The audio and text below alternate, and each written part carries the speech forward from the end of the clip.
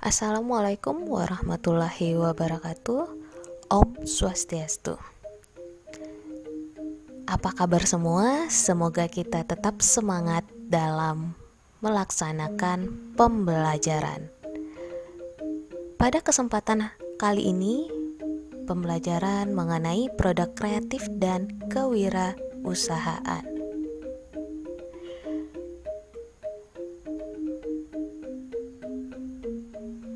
Pada kesempatan kali ini kita akan membahas KD 3.9, menganalisis pemasaran produk. Dalam menganalisis pemasaran produk ini mempunyai tujuan pembelajaran di mana anak-anak mampu untuk menjelaskan pengertian, konsep, dan sistem pemasaran, menjelaskan strategi pemasaran produk, dan yang terakhir, anak-anak bisa menjelaskan strategi efektif dalam melakukan pemasaran produk. Untuk lebih lanjutnya akan dibahas materinya satu persatu. Nah, yang pertama yaitu pengertian, konsep, dan sistem pemasaran. Kedua, strategi pemasaran produk. Yang ketiga, strategi efektif dalam melakukan pemasaran produk. Dan yang terakhir adalah menyusun rencana pemasaran produk. Berikut ini penjelasan mengenai pengertian, konsep, dan sistem pemasaran. Dimulai dari pengertian pemasaran. Nah, pengertian pemasaran ini akan banyak sekali menurut beberapa ahli atau menurut beberapa buku sumber, maupun anak-anak akan mencarinya melalui situs pembelajaran berbasis internet. Pada kesempatan kali ini akan membahas pengertian pemasaran menurut beberapa ahli. Yang pertama, menurut Philip Kotler, pemasaran adalah kegiatan manusia yang diarahkan untuk memenuhi kebutuhan dan keinginan melalui proses pertukaran. Jadi di sini kuncinya adalah proses pertukaran. Yang kedua, menurut William J. Stanton, pemasaran adalah sistem keseluruhan dari kegiatan usaha yang ditujukan untuk merencanakan, menentukan harga, mempromosikan, dan mendistribusikan barang dan jasa yang dapat memenuhi kebutuhan ataupun pembeli potensial. Maksud pembeli potensial di sini adalah masyarakat yang memiliki kemampuan untuk membeli suatu barang atau jasa. Dapat disimpulkan, pemasaran menurut William J. Stanton, perencanaan seluruh kegiatan, baik itu dalam merencanakan produk yang mau dijual, menentukan harga yang dijual, kemudian cara mempromosikan, cara mendistribusikan, serta target market konsumennya.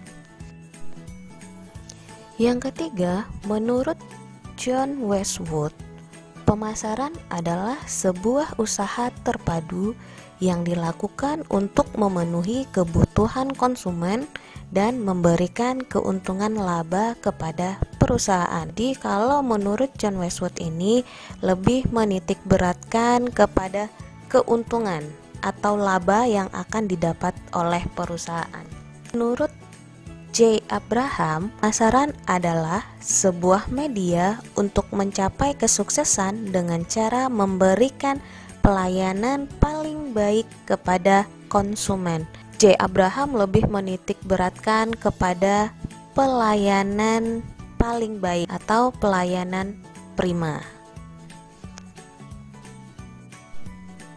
Yang terakhir, pengertian menurut Philip Kotler dan Armstrong. Pemasaran adalah sebagai suatu proses sosial dan manajerial yang membuat individu dan kelompok memperoleh apa yang mereka butuhkan dan inginkan lewat penciptaan dan pertukaran timbal balik produk dan nilai dengan orang lain.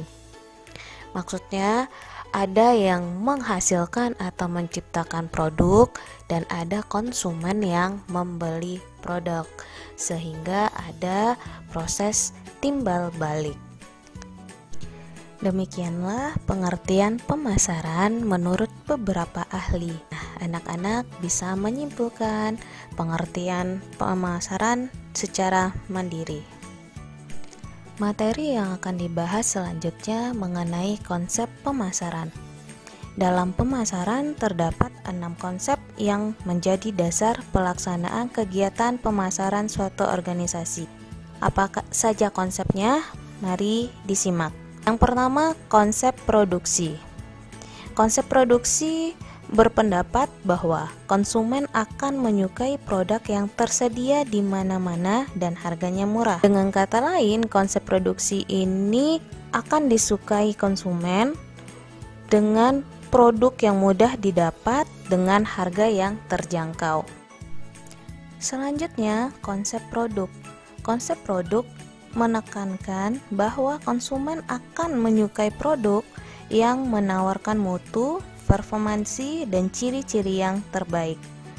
Di sini konsep produk lebih menekankan kepada kualitas. Konsep berikutnya adalah konsep penjualan. Konsep penjualan ini organisasi harus sedikit ekstra dalam upaya penjualan dan promosi, di mana harus melakukan penjualan dan promosi lebih agresif kepada konsumen sehingga dapat meningkatkan penjualan. Selanjutnya, konsep pemasaran. Nah, di sini konsep pemasaran mengatakan bahwa kunci untuk mencapai tujuan organisasi terdiri atas penentuan kebutuhan dan keinginan pasar serta memberikan kepuasan yang diharapkan secara lebih efektif dan efisien dibanding para pesaing. Selanjutnya ada konsep pemasaran sosial. Tidak jauh berbeda dengan pengertian konsep pemasaran. Konsep pemasaran sosial berpendapat bahwa tugas organisasi adalah menentukan kebutuhan, keinginan, dan kepentingan pasar, serta memberikan kepuasan yang diharapkan dengan cara yang lebih efektif dan efisien daripada pesaing, dengan tetap melestarikan atau meningkatkan kesejahteraan konsumen dan masyarakat. Yang terakhir, konsep pemasaran global. Konsep pemasaran global adalah proses untuk memfokuskan berbagai macam sumber daya, baik itu sumber daya manusia, modal, ataupun aset fisik yang dimiliki, serta bermacam tujuan dari organisasi perusahaan lainnya untuk mendapatkan kesempatan di pasar global. Kita lanjut ke poin ketiga, pembahasan mengenai sistem pemasaran. Sistem pemasaran adalah kumpulan lembaga-lembaga yang melakukan tugas pemasaran barang, jasa, ide, dan faktor-faktor lingkungan yang saling memberikan pengaruh dan membentuk serta mempengaruhi hubungan perusahaan dengan pasarnya. Pada dasarnya, sistem pemasaran terbagi 3 macam. Yang pertama, sistem pemasaran dengan saluran vertikal. Nah, pada sistem ini produsen, grosir, dan pengecer bertindak dalam satu keterpaduan. Berikutnya, sistem pemasaran dengan saluran horizontal. Pada sistem ini ada suatu kerjasama antara 2 atau lebih perusahaan yang bergabung untuk memanfaatkan peluang pemasaran yang muncul. Yang berikutnya, sistem pemasaran dengan saluran ganda. Pada sistem ini, beberapa pengeceran dengan pengaturan fungsi distribusi dan manajemen digabungkan, kemudian dipimpin secara sentral.